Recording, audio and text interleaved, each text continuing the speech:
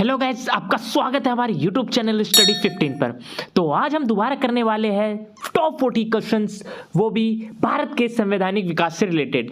इससे पहले मैंने टॉप 40 क्वेश्चंस करा दिए हैं। अगर आपने उस वीडियो को नहीं देखा है तो मैंने डिस्क्रिप्शन में लिंक दे रखा है, जाकर सबसे पहले उस वीडियो को देखिए। आज भी हम टॉप 40 क्वेश्चंस करेंगे जो आपके एग्जाम्स के लिए बहुत ही ज्यादा इंपॉर्टेंट है। तो ज्यादा देरी ना करते हुए चलिए शुरुआत करते हैं आज के पहले क्वेश्चन के साथ। आज का पहला क्वेश्चन है, मार्ले मिंटो सुधार अधिनियम 1919 का प्रमुख प्रावधान कौन सा नहीं है। आपको इनमें से बताना है कि जो मार्ले मिंटो सुधार अधिनियम था 1919,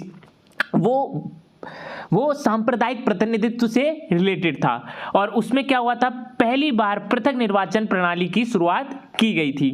तो जो मार्ले मिंटो सुधार अधिनियम 1909 है, उसका जो प्रमुख प्रावधान नहीं था, उसमें क्या नहीं था, तो उसमें ये नहीं था कि जो केंद्रीय विधान परिषद थे उसमें जो निर्वाचित सदस्यों का कोई भी स्थान नहीं था। इससे रिलेटेड कोई भी उसमें प्रावधान नहीं था।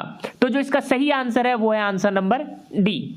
आज का अगला प्रश्न, निम्नलिखित में से उदारवादियों की कौन सी एक मांग मार्ले मिंटो सुधार में स्वीकार की गई थी। यानी जो मार्लो मिंटो सुधार अधिनियम लाया गया था 1909 में, उसमें जो उदारवादी थे उन्होंने एक मांग को बोला था और उसे वह कौन सी मांग थी जिसे मार्ले मिंटो सुधार में स्वीकार किया गया था, तो वो था परिषदों के आकार का विस्तार। तो जो इसका सही आंसर है वो है आंसर नंबर सी।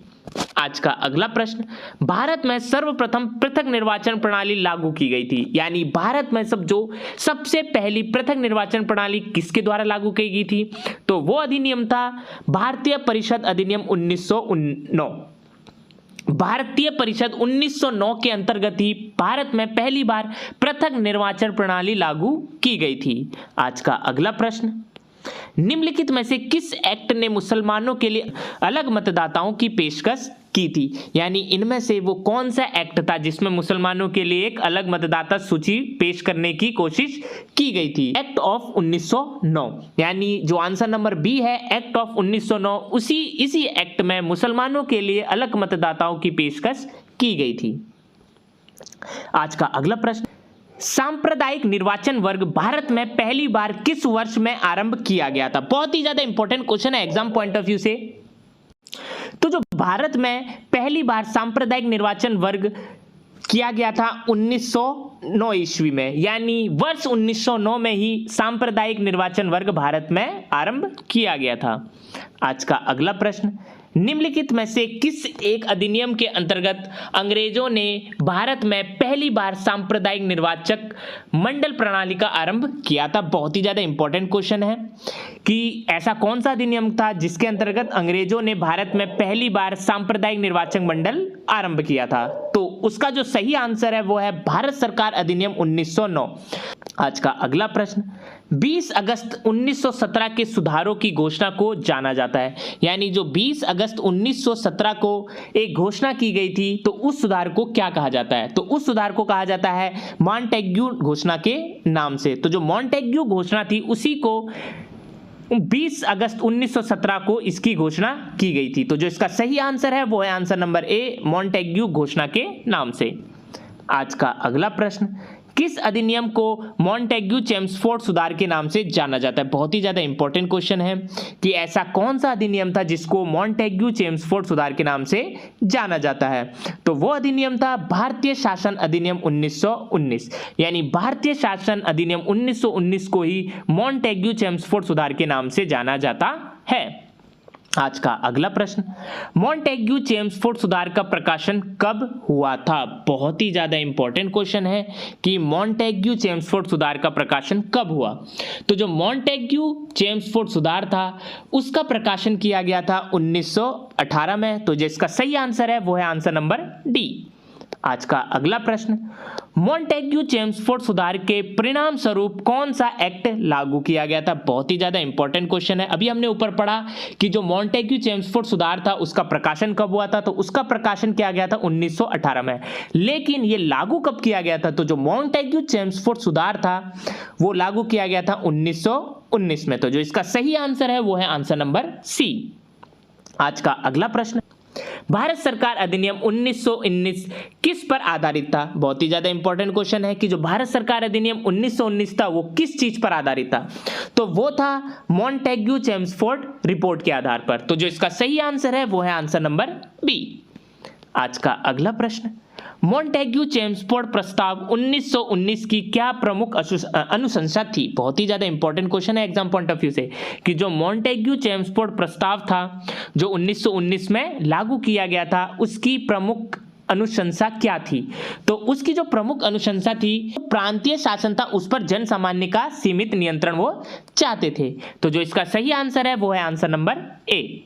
आज का अगला प्रश्न, 1919 के अधिनियम की प्रस्तावना में निम्न बातें थी, यानी आपको ये बताना है, ये बहुत ही ज़्यादा इंपॉर्टेंट क्वेश्चन है एग्जाम पॉइंट ऑफ व्यू से कि आपको इसमें ये बताना है कि जो 1919 का अधिनियम था मॉन्टेग्यू चेम्सफोर्ड अधिनियम, उसमें जो उसकी प्रस्तावना थी उसमें क्या क्या बातें कही गई थी। तो उसमें जो प्रस्तावना थी वो थी कि जो प्रशासन में भारतीयों का संपर्क इसमें बढ़ाया जाए और स्वशासन की संस्थाओं का विकास किया जाए। तो ये दोनों की दोनों क्या थे, उसकी प्रस्तावना की प्रमुख बातें थी। तो जो इसका सही आंसर है वो है आंसर नंबर सी। ये दोनों के दोनों एकदम सही थे, जो ये दोनों के दोनों 1919 के अधिनियम में उनकी प्रस्तावना में थे। आज का अगला प्रश्न, भारत के लिए उच्चायुक्त के पद का सृजन किया गया, यानी कौन से अधिनियम के तहत भारत में उच्चायुक्त के पद का सृजन किया गया? बहुत ही ज्यादा इंपॉर्टेंट क्वेश्चन है एग्जाम पॉइंट ऑफ व्यू से कि वो कौन सा अधिनियम था। तो वो अधिनियम था 1919 के अधिनियम। तो 1919 के अधिनियम के तहत ही भारत में उच्चायुक्त के पद का सृजन किया गया था। आज का अगला प्रश्न, भारत सरकार अधिनियम 1919 ने निम्नलिखित में से किसको स्पष्ट रूप से परिभाषित किया? बहुत ही ज्यादा इंपॉर्टेंट क्वेश्चन है कि जो 1919 का अधिनियम था उसमें किस बात को ज्यादा परिभाषित किया गया था। तो 1919 में जो स्पष्ट रूप से परिभाषित किया गया था वो किया गया था कि जो केंद्रीय और प्रांतीय सरकार थी उनको अधिकारिता दी जाएगी। तो जो इसका सही आंसर है वो है आंसर नंबर बी कि जो केंद्रीय एवं प्रांतीय सरकारें थी उनको अधिकारिता दी जाएगी। आज का अगला प्रश्न, भारत में द्विसदनात्मक व्यवस्थापिका को किस अधिनियम द्वारा प्रारंभ किया गया था? बहुत ही ज्यादा इंपॉर्टेंट क्वेश्चन है एग्जाम पॉइंट ऑफ व्यू से कि जो भारत में द्विसदनात्मक व्यवस्था थी वो किस अधिनियम के द्वारा लाई गई थी? तो वो अधिनियम था भारत सरकार अधिनियम 1919। तो इसका जो सही आंसर है वो है आंसर नंबर बी। आज का अगला प्रश्न, केंद्र में कौन सा एक्ट द्विसदनीय विधायिका लाया? बहुत ही ज्यादा इंपॉर्टेंट क्वेश्चन है कि जो केंद्र में ऐसा कौन सा एक्ट था जो द्विसदनीय विधायिका लाया था। तो जो इसका सही आंसर है वो है आंसर नंबर सी, यानी 1919 का जो एक्ट था वही केंद्र में द्विसदनीय विधायिका लाया था।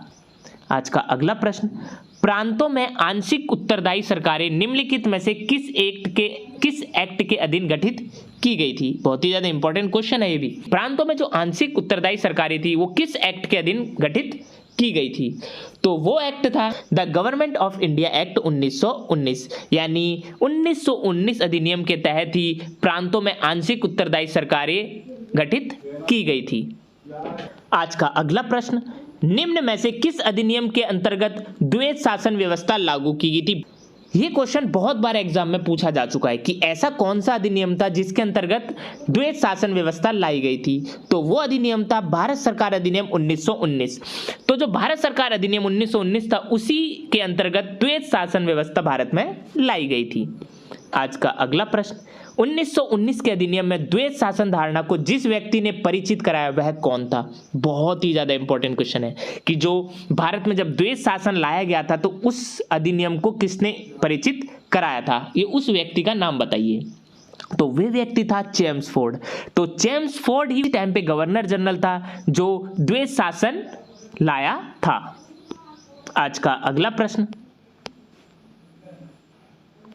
भारत सरकार अधिनियम 1919 द्वारा लागू किए गए द्विशासन के बारे में कौन सा सही नहीं है? यानी जो अधिनियम था 1919 उसमें द्विशासन लाया गया था, तो उसमें से आपको बताना है कि कौन सा वाक्य उस द्विशासन से रिलेटेड नहीं है। इस अधिनियम से रिलेटेड नहीं था, वो था यह केंद्र तथा प्रांतीय स्तर पर दोहरी शासन व्यवस्था थी। जो इसका सही आंसर है वो है आंसर नंबर ए। आज का अगला प्रश्न, सन 1919 के अधिनियम के अंतर्गत दी गई द्वैध शासन व्यवस्था में निम्नलिखित में से किस एक ने परिवर्तन के लिए संतुति की थी? बहुत ही ज्यादा इंपॉर्टेंट क्वेश्चन है कि जब 1919 का अधिनियम आया था तो उसमें द्वैध शासन व्यवस्था को, ये द्वैध शासन की व्यवस्था में कुछ परिवर्तन चाहते थे, तो उसके लिए कौन सी समिति या कौन सा आयोग निर्माण किया गया था? तो उस आयोग का नाम था साइमन आयोग। तो इसका जो सही आंसर है वो है आंसर नंबर सी। आज का अगला प्रश्न, 1919 के एक्ट के अंतर्गत द्वैध शासन से संबंधित निम्न वाक्यों में से कौन सा सही है? यानी जो 1919 का एक्ट आया था उसमें द्वैध शासन से संबंधित आपको बताना है कि कौन सा वाक्य सही है। तो जो वो वाक्य सही है वो है उत्तरदायी शासन की ओर यह उनका प्रथम चरण था। तो जो इसका सही आंसर है वो है आंसर नंबर बी।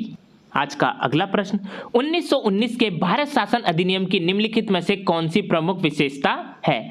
आपको बताना है कि जो 1919 का अधिनियम आया था उसमें क्या क्या प्रमुख विशेषताएं थी। तो जो उसमें प्रमुख विशेषताएं थी वो थी कि प्रांतों की कार्यकारिणी सरकार में द्वैध शासन की व्यवस्था की जाए, तो ये वाला उसका एकदम सही विशेषता थी, और केंद्र द्वारा प्रांतों को विधायिनी शक्ति का हस्तांतरण किया जाए, तो ये दोनों उसकी प्रमुख विशेषताएं थी। तो जो इसका सही आंसर है वो है आंसर नंबर 1 और 3। तो इसका जो सही आंसर है वो है आंसर नंबर सी। आज का अगला प्रश्न, प्रांतीय विषयों का केंद्रीय विषयों से पृथक कराने के लिए जिस अधिनियम में पहली बार सांविधिक नियम बनाए गए थे वह कौन सा अधिनियम था? बहुत ही ज्यादा इंपॉर्टेंट क्वेश्चन है कि जो प्रांतीय विषय थे उसमें केंद्रीय विषयों से अलग करने के लिए पहली बार जो सांविधिक नियम बनाए गए थे वो बनाए गए थे हमारे भारत सरकार अधिनियम 1919 के तहत। तो जो इसका सही आंसर है वो है आंसर नंबर बी। आज का अगला प्रश्न, निम्नलिखित में से किस अधिनियम के तहत बिना मुकदमा और दोष सिद्धि के ही विधि न्यायालय में किसी भी व्यक्ति को कैद करने का प्राधिकार सरकार को दिया गया था? बहुत ही ज्यादा इंपॉर्टेंट क्वेश्चन है कि ऐसा कौन सा अधिनियम था जिसके तहत आप बिना मुकदमा लड़े हुए या बिना दोषी सिद्धि किए हुई जो न्यायालय था वो किसी भी व्यक्ति को कैद करने का प्राधिकार सरकार को दे सकता था? तो वो अधिनियम था वर्ष 1919 का रॉल्ट अधिनियम। यानी जो वर्ष 1919 का रॉलेट अधिनियम था उसी के तहत बिना मुकदमा और दोषी सिद्धि के ही जो विधि न्यायालय था वो किसी भी व्यक्ति को कैद कराने का प्राधिकार सरकार को दे सकता था। आज का अगला प्रश्न, वर्ष 1919 में जलियांवाला बाग हत्याकांड कहां पर हुआ था? तो जो जलियांवाला बाग हत्याकांड था वो भारत के अमृतसर नगर में हुआ था। तो जो इसका सही आंसर है वो है आंसर नंबर ए। आज का अगला प्रश्न, प्रथम केंद्रीय विधानसभा का गठन कब किया गया था? बहुत ही ज्यादा इंपॉर्टेंट क्वेश्चन है कि जो पहली बार केंद्रीय विधानसभा का गठन किया गया था वो कब किया गया था?